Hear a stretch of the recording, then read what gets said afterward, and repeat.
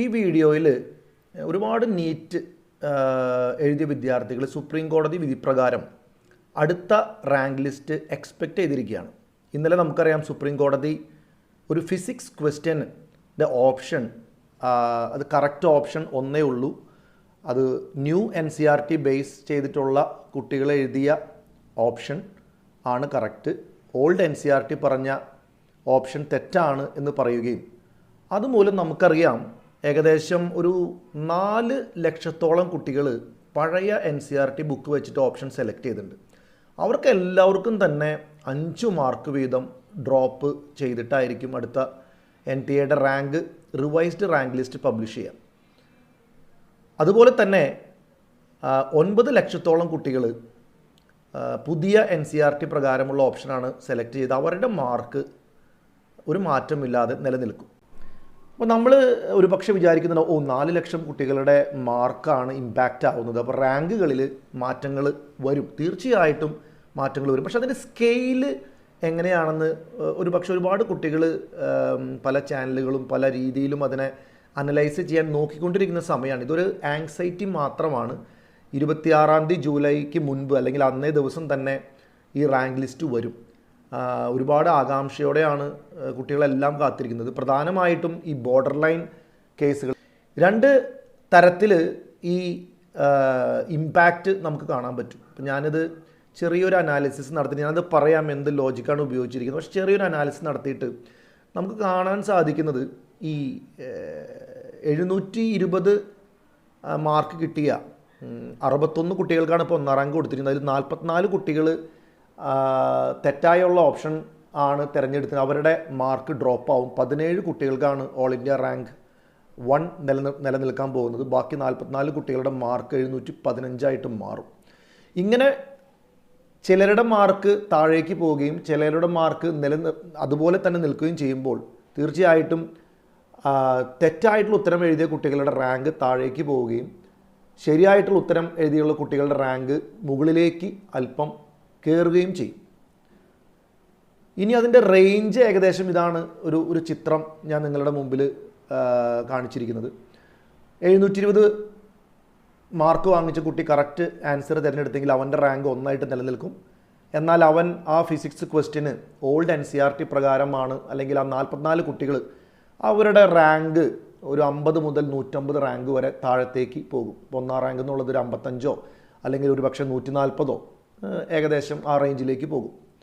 715 mark ഇപ്പോൾ കിട്ടിയ കുട്ടി അവൻ ആ ഫിസിക്സ് ക്വസ്റ്റ്യൻ പുതിയ NCERT ഓപ്ഷനാണ് തിരഞ്ഞെടുത്തെങ്കിൽ അവൻ്റെ റാങ്ക് ഒരു 50 മുതൽ 100 വരെ മുകളിലേക്ക് കയറാൻ ഉള്ള സാധ്യതയുണ്ട്. അതുപോലെ തന്നെ 715 മാർക്ക് ഇപ്പോൾ കിട്ടിയ കുട്ടിക്ക് മാർക്ക് ഡ്രോപ്പായി കഴിഞ്ഞാൽ ആ ഫിസിക്സ് ക്വസ്റ്റ്യൻ്റെ പേരിൽ ആ കുട്ടിയുടെ റാങ്ക് ഒരു 150 മുതൽ 200 വരെ താഴത്തേക്ക് പോകാനായിട്ടുള്ള സാധ്യതയാണ്. ഇത് താഴത്തേക്ക് മാർക്കുകൾ വരും തോറും ഈ റാങ്കുകളുടെ റേഞ്ച് അല്പസ്വല്പം കൂടിക്കൊണ്ടിരിക്കും. ഉദാഹരണത്തിന് 700 മാർക്ക് കിട്ടിയ ഒരു കുട്ടിയുടെ കേസിൽ ഒരു 300 ഓൾ ഇന്ത്യ റാങ്ക് മുകളിലേക്ക് പോകും. ഒരു 300, 350, 400 ആ റേഞ്ചാണ് ഞാൻ ഉദ്ദേശിക്കുന്നത്. എന്നാൽ ഇപ്പോൾ 700 മാർക്ക് കിട്ടിയ കുട്ടി ആ പർട്ടിക്കുലർ ക്വസ്റ്റ്യൻ തെറ്റാണ് എഴുതിയിരുന്നെങ്കിൽ 5 മാർക്ക് കുറയുകയും അതിൻ്റെ ഫലമായിട്ട് ഒരു 600 റാങ്ക് താഴത്തേക്ക് പോകാൻ, ഞാൻ ഓൾ ഇന്ത്യ റാങ്കാണ് പറയുന്നത് കേട്ടോ, കേരള റാങ്ക് അല്ല.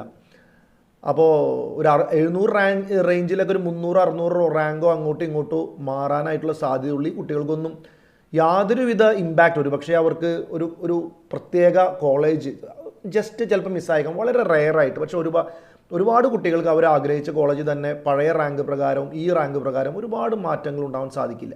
പക്ഷെ നിങ്ങൾ നോക്കുമ്പോൾ താഴത്തേക്ക് കുറച്ച് പോകുമ്പോൾ കാണാം എഗെയിൻ ഇപ്പോൾ 670 റേഞ്ചിലേക്ക് പോയി നിൽക്കുക. ഇവർക്ക് കിട്ടാൻ പോകുന്ന ബെനിഫിറ്റ് ഒരു 1000 റാങ്ക് മുകളിലേക്ക് ഉയരുകയും തെറ്റായിട്ടുള്ള ചോദ്യം എഴുതി 670 മാർക്കുകാർക്ക് ഒരു 2000 റാങ്ക് താഴത്തേക്കുമാണ് പോകുന്നത്. അപ്പോഴും റേഞ്ച് ഒരു 1000, 2000, 1000, 2000 ആണ്. ഇത് ഈ 650ലേക്ക് പോകുമ്പോഴും ഒരു പക്ഷേ ഒരു 1500, 3000 ആ ഒരു റേഞ്ചിലാണ് നമ്മുടെ ഓൾ ഇന്ത്യ റാങ്ക് ഒരു കുട്ടിക്ക് മാറാൻ പോകുന്നത്. അപ്പോൾ യാതൊരുവിധ ആശങ്കകളും വേണ്ട ആർക്കും തന്നെ. ഒരു പക്ഷേ ബോർഡർ ലൈൻ ഇരിക്കുന്ന നമ്മുടെ കട്ട് ഓഫ് മാർക്ക് നിങ്ങൾ ഒരുപാട് യൂട്യൂബ് വീഡിയോ ഒക്കെ നോക്കി ഒരുപാട് ഇൻസ്റ്റിറ്റ്യൂഷൻസ് ഏകദേശം കഴിഞ്ഞ വർഷത്തെ കട്ട് ഓഫ് ഒക്കെ വെച്ചിട്ട് നിങ്ങൾക്കൊരു ധാരണ കട്ട് ഓഫിനെ കുറിച്ച് തന്നിട്ടുണ്ടോ. ആ കട്ട് ഓഫ് മാർക്കിൻ്റെ ചുറ്റുവട്ടത്തിൽ നിൽക്കുന്ന കുട്ടികൾക്ക് ഒരു പക്ഷേ ഒരു 1500 മുതൽ 3000 വരെ കുട്ടികൾക്ക് ഒരു പക്ഷേ അവർ വളരെ ഭാഗ്യവാന്മാരായി എന്ന് വേണമെങ്കിൽ പറയാം. അവർക്ക് ഒരു ഗവൺമെൻറ് കോളേജിൽ കിട്ടാനുള്ള സാധ്യത മുമ്പില്ലാതിരുന്നത് ഇപ്പോൾ അവർക്ക് തെളിഞ്ഞു വരികയാണ്. അതുപോലെ തന്നെ മുമ്പ് ഒരു പക്ഷേ കിട്ടിയേക്കാം എന്ന് വിചാരിച്ച ആ ഒരു 1500 അല്ലെങ്കിൽ 2000 കുട്ടികൾക്ക് ആ സാധ്യത അല്പം മങ്ങാനുള്ള ചാൻസും കൂടെ ഉണ്ട്. പക്ഷെ അത് കൗൺസിലിംഗ് റൗണ്ടുകളിലാണ് നമുക്ക് അതിനെപ്പറ്റി കൂടുതൽ അറിയാൻ പറ്റുള്ളൂ. അപ്പോൾ ഈ ഒരു ഇൻഫർമേഷൻ നിങ്ങൾക്ക് ഒന്ന് തരാം എന്ന് വെച്ചിട്ടാണ് ഈ വീഡിയോ ചെയ്തത്. ഇതിൻ്റെ ലോജിക്കിലേക്ക് പോവുകയാണെങ്കിൽ ഞാൻ നമ്മുടെ കേരളത്തിലെ ഏറ്റവും കൂടുതൽ MBBS വിദ്യാർത്ഥികൾ പഠിക്കുകയും അവർ എല്ലാ തവണയും അവരുടെ വെബ്സൈറ്റിൽ അവരുടെ ഓൾ ഇന്ത്യ റാങ്ക് പബ്ലിഷ് ചെയ്യുകയും ചെയ്യും. അത് വളരെ ട്രാൻസ്പാരൻ്റ് ഉള്ള ഡാറ്റയാണ്. ഞാൻ ആ ഡാറ്റ ഏകദേശം 90% കുട്ടികൾ അവിടെയാണ് പഠിക്കുന്നതും അവിടെ നിന്നാണ് നമ്മുടെ റിസൾട്ടുകളെല്ലാം നമ്മൾ പല മാധ്യമങ്ങളിലൂടെ അറിയാൻ കഴിയുന്നതും. അപ്പോൾ അവരുടെ സാമ്പിൾ ഡാറ്റ വെച്ചിട്ട് ഓരോ കുട്ടിക്കും കിട്ടിയ ഓൾ ഇന്ത്യ റാങ്ക് അവരുടെ സാമ്പിൾ ഡാറ്റ വെച്ചിട്ടാണ് ഞാൻ ഈ ഒരു ലോജിക്ക് അപ്ലൈ ചെയ്തിരിക്കുന്നത്. വേറെ പ്രത്യേകിച്ച് സയൻറ്റിഫിക് എന്ന് പറയാനായിട്ട് ഞാൻ ആകെ എടുത്തിരിക്കുന്നത് 9 ലക്ഷം കുട്ടികൾ ശരിയാക്കുകയും 4 ലക്ഷം കുട്ടികൾ തെറ്റിക്കും എന്ന് പറഞ്ഞാൽ 13 ലക്ഷത്തിൽ 4 ലക്ഷം കുട്ടികൾക്കാണ് ഇതിൻ്റെ മാർക്ക് കുറയാൻ പോകുന്നത്. ഏകദേശം 30-31% അല്ലേ, 30% ഞാൻ റൗണ്ട് ചെയ്തു. 70% കുട്ടികൾ. ഈ ചോദ്യം സ്ട്രെയിറ്റ് ഫോർവേഡ് അല്ലെങ്കിൽ അറ്റംപ്റ്റ് ചെയ്യാൻ പറ്റുന്നൊരു ചോദ്യമായ കാരണം എനിക്ക് തോന്നുന്നില്ല മിടുക്കരായിട്ടുള്ള ടോപ്പ് റാങ്കുകളിൽ വരുന്ന കുട്ടികൾ അത് സ്കിപ്പ് ചെയ്യാനുള്ള സാധ്യത കൂടുതലാണെന്ന്. ഒരു പക്ഷേ നല്ലൊരു ശതമാനം കുട്ടികൾ, വളരെ നല്ലൊരു ശതമാനം കുട്ടികൾ അത് അറ്റംപ്റ്റ് ചെയ്തിട്ടുണ്ടാവും. ആ ശതമാനത്തിൽ തന്നെ ഏകദേശം 70% കുട്ടികളായിരിക്കാം, അത് നമ്മളൊരു എക്സ്ട്രാപ്പുലേഷൻ ചെയ്യുന്നതാണ്, ആയിരിക്കാം ആ കുട്ടികൾ ഈ പർട്ടിക്കുലർ ഓപ്ഷൻ തിരഞ്ഞെടുത്തിരിക്കുന്നതും. 30% കുട്ടികളാണ് തെറ്റായിട്ടുള്ള ഓപ്ഷൻ തിരഞ്ഞെടുക്കാൻ സാധ്യത ഉള്ളതും. അതൊരു ഡാറ്റ അനാലിസിസ് വഴി നമുക്ക് ഗസ് ചെയ്യുന്നതാണ്. പക്ഷേ അതിന് ലോജിക്ക് ഉണ്ട്. അപ്പം അങ്ങനെ നോക്കുമ്പോൾ എത്ര കുട്ടികൾ ആ മാർക്ക് റേഞ്ചിൽ റാങ്ക് റീറ്റെയിൻ ചെയ്യുന്നു, എത്ര കുട്ടികൾ റാങ്ക് റീറ്റെയിൻ ചെയ്യുന്നില്ല എന്നതിൻ്റെ ഒരു ഏകദേശ രൂപം നമുക്ക് ഓരോ റാങ്കിൻ്റെ സ്ലാബിലും നമുക്ക് കിട്ടും. ഇപ്പോൾ ഉദാഹരണത്തിന് 720 കിട്ടിയ കുട്ടി ഒരു 61 കുട്ടികളുണ്ട്. അപ്പോൾ അവരുടെ റാങ്ക് എല്ലാവർക്കും ഒന്നാണ്. All India rank minimum, all India rank max. Correct എന്ന് ഞാൻ പറഞ്ഞത് നമ്മുടെ കേരളത്തിലെ ആ സാമ്പിൾ ഡാറ്റ ഞാൻ ഇന്ത്യയിലേക്ക് വന്നപ്പോൾ കുറച്ച് എക്സ്ട്രാപ്പുലേഷൻ നടത്തിയിട്ടുണ്ട്. അത് ഞാൻ ഇതെല്ലാം അപ്രോക്സിമേഷൻ, അതൊന്നും എക്സാക്ട് വാല്യൂസ് ഒന്നും അല്ല. അപ്പോൾ നിങ്ങൾ റീഡ് ചെയ്യുമ്പോൾ അങ്ങനെയാണ് വേണ്ടത്. അപ്പോൾ നമ്മൾ അങ്ങനെ എക്സ്ട്രാപ്പുലേഷൻ നടത്തുമ്പോൾ നമുക്കറിയാം 44 കുട്ടികൾ, റൈറ്റ്, ഇവിടെ number of students who will drop their marks by 5. 44 കുട്ടികൾ മാർക്ക് കുറേ. അവരുടെ മാർക്ക് എന്തുണ്ടാവും? പുതിയ മാർക്ക് 715 ആവും. ഇനി പുതിയ സ്ലാബിൽ ഇപ്പം നിങ്ങൾ ഈ ലൈൻ നോക്കുകയാണെങ്കിൽ പുതിയ സ്ലാബിൽ 715 നേരെ നോക്കൂ, അവരുടെ പുതിയ റാങ്ക് 52 മുതൽ 200 വരെ ഏകദേശം റേഞ്ച് ചെയ്യും. അതായത് ഈ റാങ്കിൻ്റെ റേഞ്ചാണ് കേട്ടോ, ഇത് റാങ്കിൻ്റെ ഡിഫറൻസ് അല്ല, റാങ്കിൻ്റെ റേഞ്ച്. അതായത് മുൻപ് ഒന്നാം റാങ്ക് കിട്ടിയ 720 മാർക്ക് നേടിയ 44 കുട്ടികളുടെ റാങ്ക് ഈ ഒരു റേഞ്ചിലേക്ക് താഴേക്ക് പോകും, ഒരു 50 മുതൽ. അപ്പോൾ അവിടെയാണ് നമ്മൾ എയിംസൊക്കെ സെലക്ട് ചെയ്യാൻ വിചാരിച്ചിരുന്ന കുട്ടികൾക്ക് ഒരു ചെറിയൊരു തിരിച്ചടി. അതായത് ഇന്ന കോളേജിൽ, ഇന്ന എയിംസ് ഡൽഹിയിൽ മാത്രം ഞാൻ അഡ്മിഷൻ എടുക്കുള്ളൂ, അങ്ങനെ ഉദ്ദേശിച്ചിരുന്ന കുട്ടികൾക്ക് ഒരു പക്ഷേ ചെറിയൊരു ഇമ്പാക്റ്റ് അവിടെ വരാൻ സാധ്യതയുണ്ട്.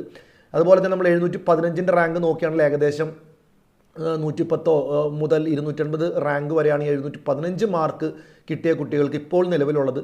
അത് ഈ ക്വസ്റ്റ്യൻ കറക്റ്റായിട്ട് സുപ്രീം കോടതി വിധിച്ച കറക്റ്റ് ഓപ്ഷൻ തിരഞ്ഞെടുത്ത കുട്ടികൾക്ക് അത് റീറ്റെയിൻ ചെയ്യും. ഏകദേശം 70% കുട്ടികൾ അത് റീറ്റെയിൻ ചെയ്യും.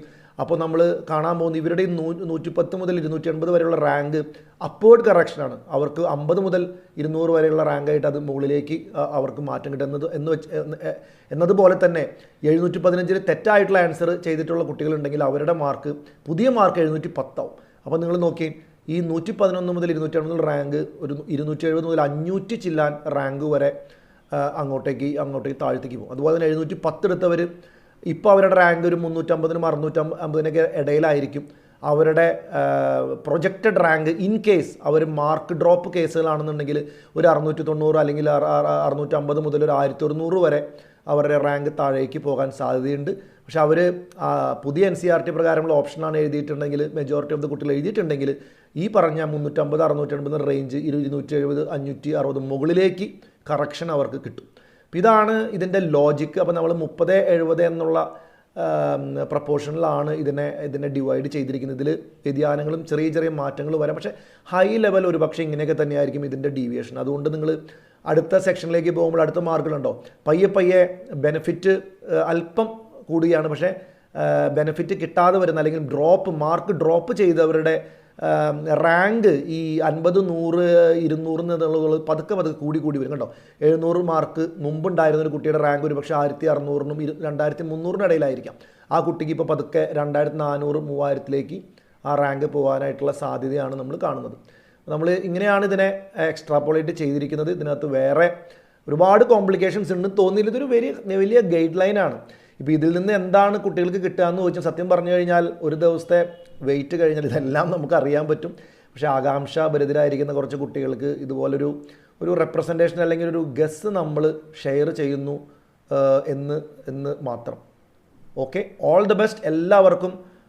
വരാൻ പോകുന്ന കൗൺസിലിംഗ് സെഷൻസിലേക്ക് എല്ലാവിധ ഭാവുകങ്ങളും നേരുന്നു. Thank you.